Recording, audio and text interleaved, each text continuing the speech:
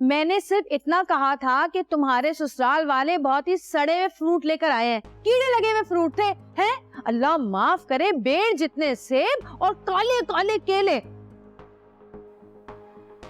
उसके बाद इसने मुझे क्या जवाब दिया पता है आपको?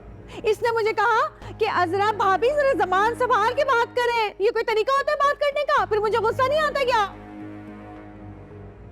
सिर्फ ये नहीं बोला था, साथ में ये भी बोला था तुम्हारी होने वाली बीवी मनहूस है, और जब से ये रिश्ता हुआ है तब से इस घर में हादसात हो रहे हैं। झूठ बोल रहा है, मैंने ऐसा कुछ भी नहीं कहा था। हाँ, अस्मा भाभी के सामने बोला था, आप पूछ ले इनसे।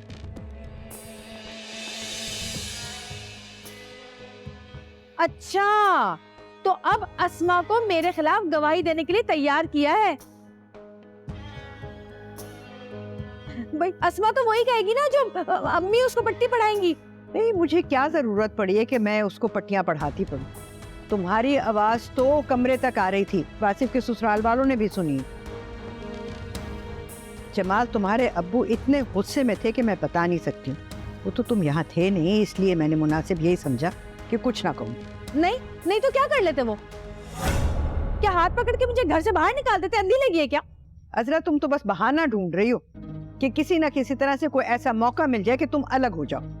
हाँ, वो तो मैं अलग होकर रहूंगी। मुझे नहीं रहना है इस घर में जहाँ बड़ी बहू होते हुए भी मुझे टके टके के जवाब दे छोटे।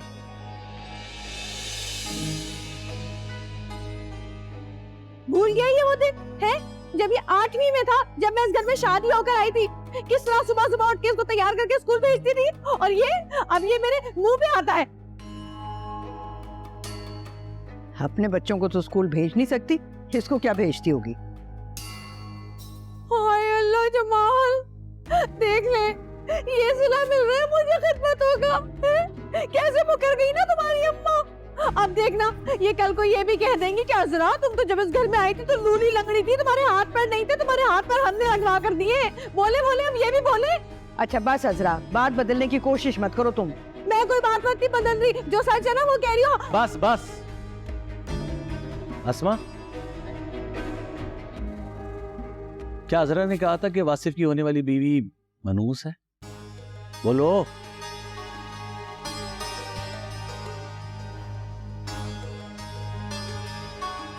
अरे ये क्या बताएगी? ये तो खुद इतनी गुन्नी है? ये इसने ये बताया हम सबको कि वलीद का जो एक्सीडेंट हुआ वो इसकी वजह से हुआ है? बताया आप?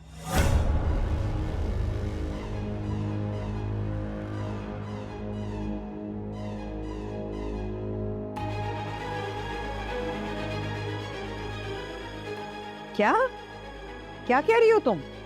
अरे मैं तो जो कह रही हूँ वो कह रही हूँ। अब ये कहेगी, ये बताएगी कि इसने वलीद को क्लिनिक क्यों बुलाया था फोन करके, और जल्दी में जब वो भागा है तो उसका एक्सीडेंट हो गया। अस्मा, ये क्या कहे जा रही है?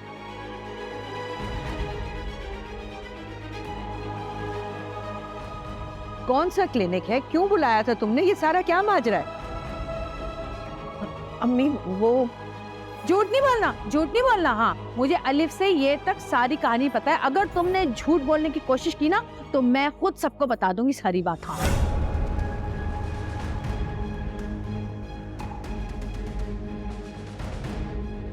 अस्मा, इसे क्या पता है जो हमें मालूम नहीं है?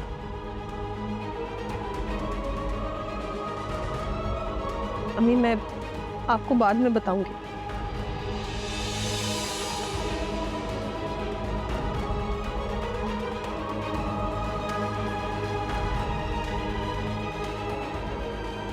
क्यों भाई, क्यों बाद में क्यों बताओगी?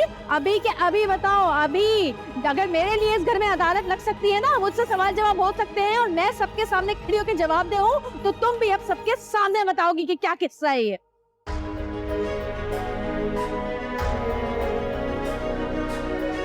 वासिफ, जाओ जाके देखो तुम्हारे अब्बू क्यों नहीं आए अब तक। जी अम्मी।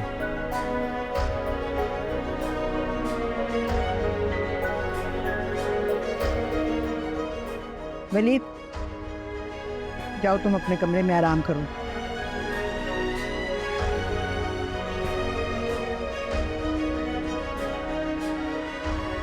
तुम भी अपने कमरे में जाओ। हमारे अब्बू आएंगे ना, तुम्हें यहाँ देखेंगे तो बहुत गुस्सा आएगा उनको। क्यों भाई क्यों? मैं क्यों कमरे में जाऊं? मैं डरती हूँ क्या किसी से? और बार बार सबकी बातें सुनने से बेहतर है कि मैं एक ही बार सबके ताने वाने सह लूं। हाँ, और ये बात यहाँ खत्म नहीं होगी। इससे सवाल जवाब पूछे, आप पूछे इससे क्या हुआ था। तुमने सुना नहीं अजरा, अम्मी क्या कह रही हैं? चलो कमरे में जाओ। अम्मी का तोता, जो अम्मी कहेंगी फौरन तोता की तरह बोलना शुरू कर देंगे, लेकिन मैं भी इस बात को छोड़ूंगी नहीं, खत्म करूंगी इस बात को। हस्मा, जाओ किचन में, रात के खाने का देखो।